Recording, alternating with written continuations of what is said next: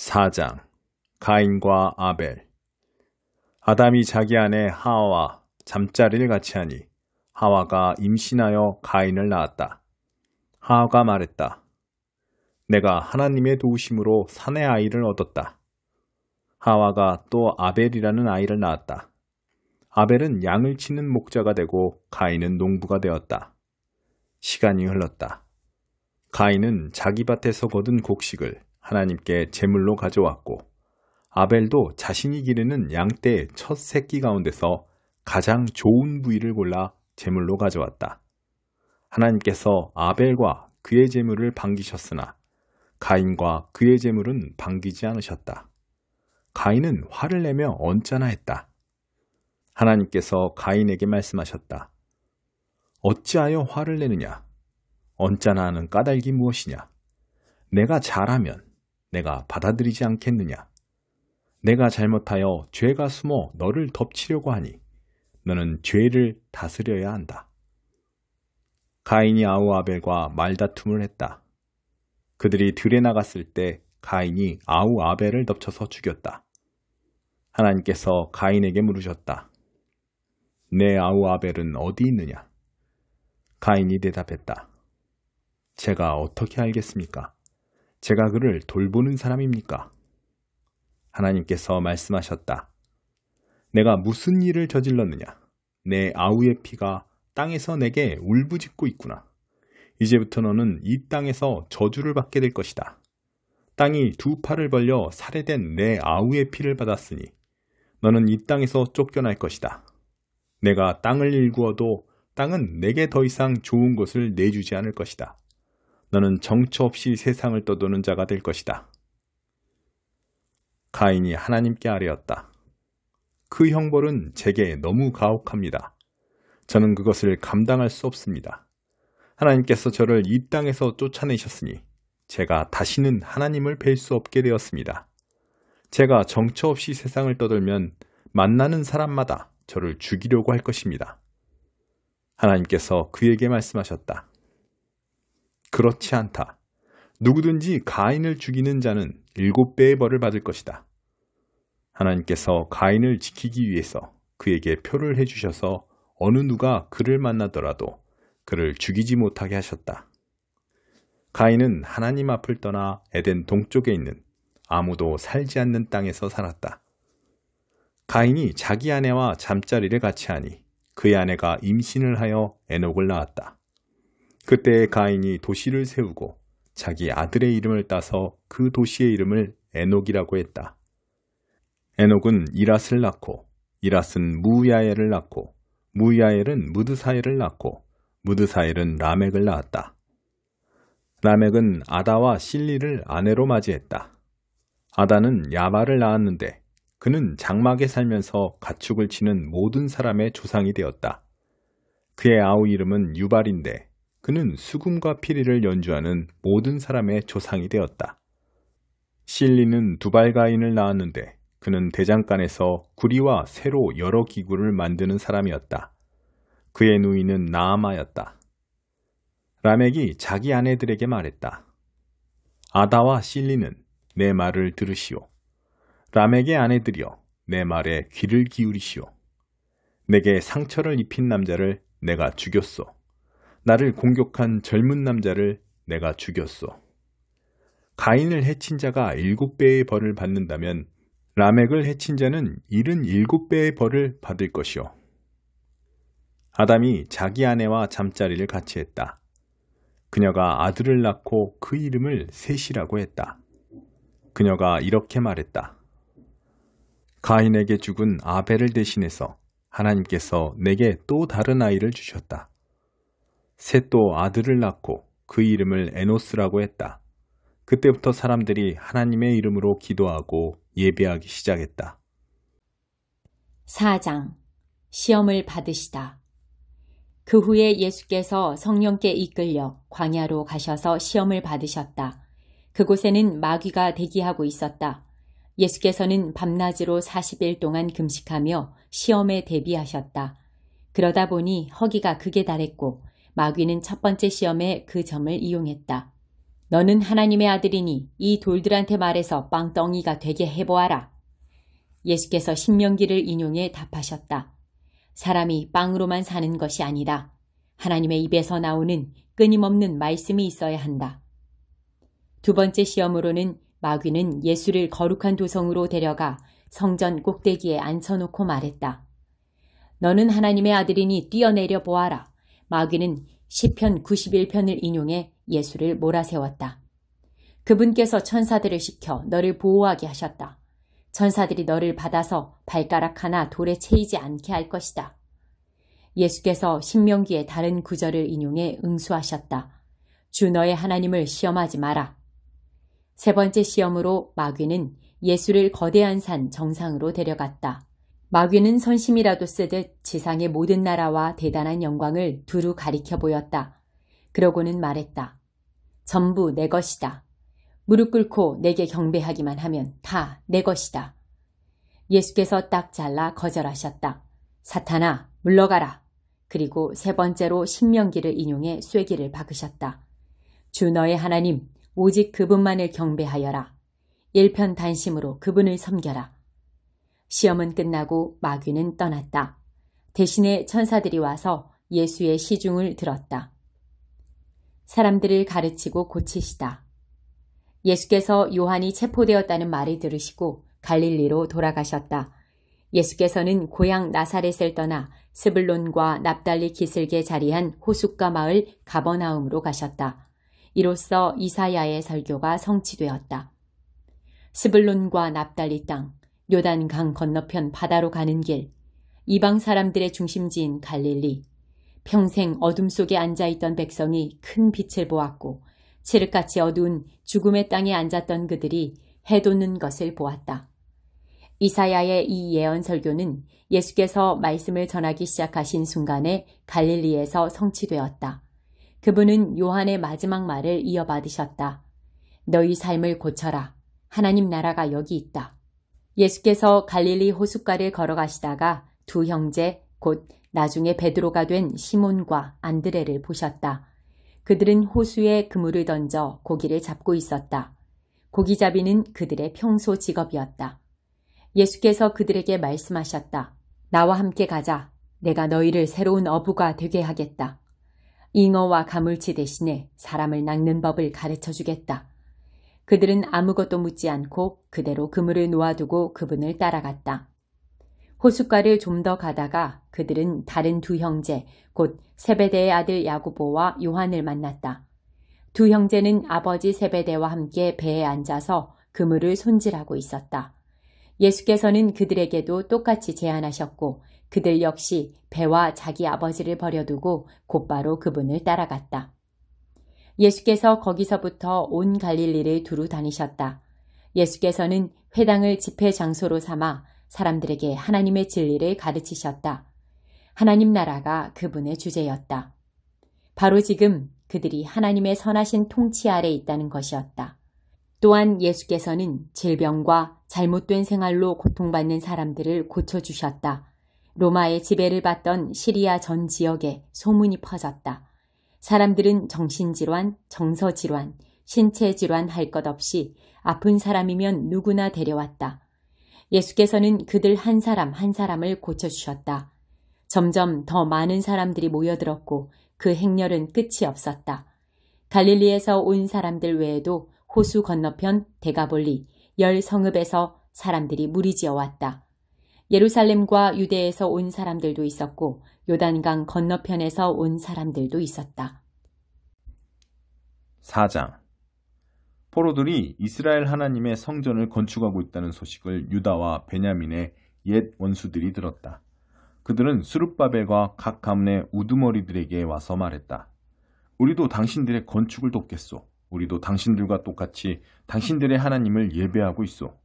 아시리아 왕 에살핫돈이 이곳으로 우리를 데려온 뒤로 줄곧 그분께 제사를 드렸소. 스룹바벨과 예수아와 이스라엘 각 가문의 우두머리들이 그들에게 말했다. 그럴 수 없소. 우리 하나님의 성전을 건축하는 일은 당신들이 생각하는 성전 건축과는 차원이 다른 일이요. 이스라엘 하나님을 위해 성전을 짓는 것은 오로지 우리가 할 일이요. 페르시아 왕 고레스가 이 일을 위해 명령한 사람들은 바로 우리요. 그러자 그 사람들은 유다 백성의 사기를 떨어뜨리고 성전 건축을 방해하기 시작했다. 백성의 의지를 꺾기 위해 심지어 선전 요원들까지 고용했다. 그들은 페르시아 왕 고레스의 재위 기간뿐 아니라 페르시아 왕 다리오가 다스리던 때까지 약 15년 동안 그러기를 계속했다. 아하수에로가 왕위에 오르자 그들은 유다와 예루살렘에 사는 사람들을 고발하는 편지를 썼다. 그 후 아닥사스다 왕 때에도 비슬람, 미드르닷, 다브엘과 그들의 동료들이 페르시아 왕 아닥사스다에게 예루살렘 일로 편지를 썼다. 편지는 아람어로 쓴 뒤 번역했다. 다음은 아람어로 된 것이다. 사령관 르음과 서기관 심세는 아닥사스다 왕에게 다음과 같이 예루살렘을 고발하는 편지를 썼다. 사령관 르음과 서기관 심세가 다른 동료들과 뜻을 합하여 아뢰입니다. 저희 동료들은 재판관과 관리들로서 트리폴리스와 페르시아와 아렉과 바빌론에서 온 사람과 수사의 엘람 사람과 그 밖에 위대하고 존귀하신 오스나빨께서 사마리아 성과 유프라테스 건너편 땅에 이주 정착시킨 모든 사람을 관할하고 있습니다. 이것은 그들이 왕에게 보낸 편지의 사본이다. 유프라테스 건너편 땅에서 종들이 아닥사스다 왕께 아뢰입니다. 왕께서 다스리시는 곳에서 살다가 저희가 사는 이곳 예루살렘에 도착한 유대인들이 반역을 일삼던 악한 성읍을 다시 세우기 시작했음을 왕께 아뢰입니다. 그들은 기초를 다지고 성벽을 쌓아 올리는 공사로 분주합니다. 일단 이 성읍이 재건되고 성벽이 완공되면 그들은 조공이나 조세나 세금을 더 이상 한 푼도 내지 않을 것입니다. 왕께서는 이 사실을 아셔야 합니다. 분명 왕의 국고에 손해를 끼칠 것입니다. 왕의 충복인 저희는 왕께서 모욕당하시는 것을 가만히 보고만 있을 수 없어 이렇게 전합니다. 선왕들의 궁중실록을 살펴보면 아시겠지만 이 성읍은 반역을 일삼던 성읍이요. 여러 왕들과 지역의 눈엣가시였으며 소요와 반역의 역사적 중심지입니다. 이 성읍이 망한 것도 그 때문입니다. 이 성읍이 재건되고 성벽이 복원되면 유프라테스 건너편 땅에는 왕의 소유가 결국 아무것도 남지 않을 것임을 알려드립니다. 왕은 사령관 르움과 서기관 심세 그리고 사마리아와 유프라테스 건너편 땅에 사는 그들의 동료들에게 답신을 보냈다. 너희의 평안을 빈다. 너희가 보낸 편지를 번역하며 내 앞에서 읽게 했다. 실록을 살펴보니 과연 그 성읍은 여러 차례 왕들에게 반역한 것으로 드러났다. 그곳에서 반역은 흔한 일이다. 알아보니 그 땅에도 과거에 강한 왕들이 제법 있어 유프라테스 건너편을 지배하며 조세와 조공과 세금을 거두었다. 그러니 그들에게 명령을 내려 공사를 즉시 중단하게 하여라. 내 명령이 없는 한 그 성읍의 재건에 손도 대지 못하게 하여라. 신속하고 단호하게 행동하여라. 그들이 입힌 해는 과거로 족하다. 름과 서기관 심세와 그들의 동료들은 아닥사스다 왕의 편지를 받아 읽었다. 그들은 한시도 지체하지 않고 예루살렘의 유대인들에게 달려가 공사를 중지시켰다. 이렇게 해서 예루살렘에 있는 하나님의 성전 공사가 중단되었다. 페르시아 왕 다리오 2년까지 그 상태로 있었다. 4장. 숨길 것이 없다. 베드로와 요한이 사람들에게 말하는 동안 제사장들과 성전 경비대장과 사두개인들이 다가왔다. 그들은 이 신출내기 사도들이 사람들을 가르치는 것과 죽은 자의 부활이 예수께 일어났다고 선포하는 것에 분개했다. 그들은 사도들을 체포해 다음날 아침까지 감옥에 가두었다. 이미 늦은 저녁이기 때문이었다. 그러나 그들의 이야기를 들은 사람들 가운데 이미 메시지를 믿은 사람들이 많았다. 그 수가 대략 5,000명쯤 되었다. 이튿날 예루살렘에 회의가 소집되었다. 통치자, 종교 지도자, 종교학자, 대제사장 안나스, 가야바, 요한, 알렉산더 등 주요 인물들이 다 모였다. 그들은 베드로와 요한을 한가운데 세워놓고 따져 물었다. 누가 너희에게 이런 일을 맡기더냐? 도대체 무엇 때문에 이런 일을 하느냐? 그 말에 베드로가 성령이 충만하여 거침없이 말했다. 백성의 통치자와 지도자 여러분, 오늘 우리가 병자를 고친 일로 재판에 회부되어 신문을 받는 것이라면 나는 더없이 솔직히 말하겠습니다. 우리는 하나도 숨길 것이 없습니다. 여러분이 십자가에서 죽였으나 하나님께서 죽은 자들 가운데서 다시 살리신 나사렛 예수 그리스도, 그분의 이름으로 이 사람이 건강하고 온전한 모습으로 여러분 앞에 서 있습니다. 너희 석공들이 내버린 돌이 이제 모퉁이 돌이 되었다는 말씀은 예수를 두고 하신 말씀입니다. 구원받을 다른 길은 없습니다. 오직 예수의 이름 외에는 구원받을 수 있는 다른 이름을 우리에게 주신 적이 없고 앞으로도 없을 것입니다. 베드로와 요한이 어찌나 당당하고 자신 있게 서 있던지 그들은 두 사람에게서 눈을 뗄 수 없었다. 그 두 사람이 성경 훈련이나 정식 교육을 받지 못한 평신도인 것을 알고 그들은 더욱 놀랐다. 그들은 그 두 사람이 예수와 함께 다녔다는 것을 알았지만 그들 앞에 꼿꼿이 서 있는 고침받은 그 사람을 보고서는 뭐라고 반박할 말을 찾을 수 없었다. 그들은 방도를 짜내기 위해 베드로와 요한을 밖으로 내보내고 나서 서로 의논했다. 이들을 어떻게 하면 좋겠습니까? 기적이 일어났고 그 배후에 저들이 있다는 것이 이미 온 시내에 알려졌습니다. 우리도 부인할 길이 없습니다. 더 이상 일이 커지지 않도록 저들을 위협해서 입을 막읍시다. 다시는 누구한테도 예수의 이름을 말하지 못하도록 말입니다. 그들은 베드로와 요한을 다시 불러서 어떠한 경우에도 예수의 이름으로 말하거나 가르치지 말라고 경고했다. 그러자 그들이 바로 되받았다. 하나님의 말씀보다 여러분의 말을 듣는 것이 하나님 보시기에 옳은 일인지 여러분이 판단하십시오. 우리의 입장은 분명합니다. 우리는 우리가 보고 들은 것을 말하지 않을 수 없습니다. 종교 지도자들은 그들을 다시 위협한 뒤에 결국 풀어주었다. 그들을 감옥에 가두어 둘 만한 죄목을 찾지 못했던 것이다. 만일 가두어 두었다면 백성이 가만히 있지 않았을 것이다. 백성은 이번 일로 모두 하나님을 찬양하고 있었다. 이 기적으로 병이 나은 사람은 40살이 넘었다. 한마음 한뜻으로. 베드로와 요한은 풀려나자마자 동료들에게 가서 대제사장과 종교 지도자들이 한 말을 전했다. 보고를 전해 들은 사람들은 놀랍도록 하나가 되어 소리 높여 기도했다. 강하신 하나님, 주님께서는 하늘과 땅과 바다와 그 안에 있는 모든 것을 지으셨습니다. 주님께서는 주님의 종이자 우리의 조상인 다윗의 입을 통해 성령으로 이렇게 말씀하셨습니다. 나라들아 웬 소란이냐? 민족들아 무슨 비열한 모이냐? 땅의 지도자들이 자리 다툼을 벌이고 권력자들이 정상회담으로 모이니 하나님을 부인하고 메시아를 대적하는 자들이다. 과연 그들이 모였습니다. 헤롯과 본디오 빌라도와 나라들과 민족들과 이스라엘까지 바로 이 도성에 모였습니다. 주님의 거룩하신 아들 예수, 주님께서 메시아로 삼으신 그분을 해치려고 모의했습니다. 주님께서 오래전부터 계획하신 일들을 이루려고 모였습니다. 이제 그들이 또 시작합니다. 그들의 위협을 살피시고 주님의 종들에게 두려워하지 않는 담대함을 주셔서 주님의 메시지를 전하게 해주십시오.